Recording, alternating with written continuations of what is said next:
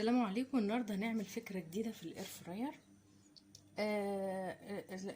الولاد يعني بيحبوا صوص الرانشي والحاجات دي، ففكرت ان انا اعمله لهم في البيت. فكان عندي حزمه، هو بيتعمل بالشبت مجفف، حزمه شبت عايزه اجففها. فايه ربطتها بورقه منها، يعني ربطتها بقطعه شبت طويله، علشان ايه لما بحطها في الاير فراير بتحصل ايه، بتطير الهواء السخن بيخليها تطير على الهيتر فبتعمل مشاكل. لكن لما تربطيها كده وتحطيها ماشي، هنجففها على نار هادية، لان التجفيف بالذات لازم يتعمل على نار هادية، بعكس اي حاجة تانية لازم التجفيف نار هادية. فانا هجففها على اقل درجة.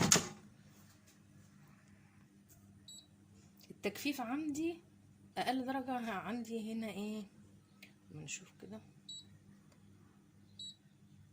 اقل درجة 80. واحطها بقى واقلبها، يعني اشغل واقلب واسيبها على الدرجه دي، بس اهم حاجه التقليب. اهي شغاله اهي، وطبعا ربطتها لان الهواء بيخليها تلزق في الهيتر فتعمل مشاكل، ممكن تحرق لك الدنيا. فكل شويه هقلب فيها عشان احصل على صوص الرانشي. صوص الرانشي ده جميل قوي قوي، الاولاد بيحبوه. معلقتين زبادي ومعلقتين مايونيز وملح وفلفل ومعلقه توم باودر وفص ليمونه تعصريه فوقها، ويبقى عندك احسن صوص رانش. نحط بقى الشبت فوقه المجفف، بقول معلومه يعني.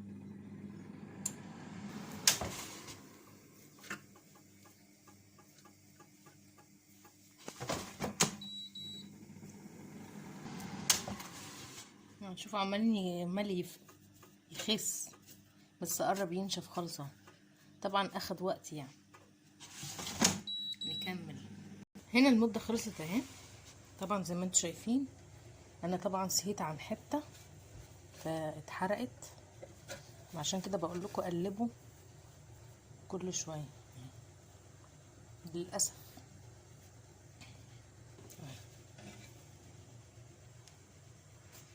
بس هي خضرها جميل قوي قوي. تبرد بس كده وافركها اهو، عشان كل دقيقة لازم انت ايه تخشي تقلبيه. هو ناشف خالص يا جماعة، ناشف جدا. بس طبعا ايه، اول ما دي الحتة اللي انا نسيت ان انا ما قلبتش بصراحة فاتحرقت، لكن الباقي ناشف. اشوفكم في فيديوهات تانية. وطبعا دي بتقوم رايحة فركاها، جايبة مصفى كده وبتفركاها بايدك، بس ايه ما تنشف يعني، ما تبرد شوية. يلا باي باي.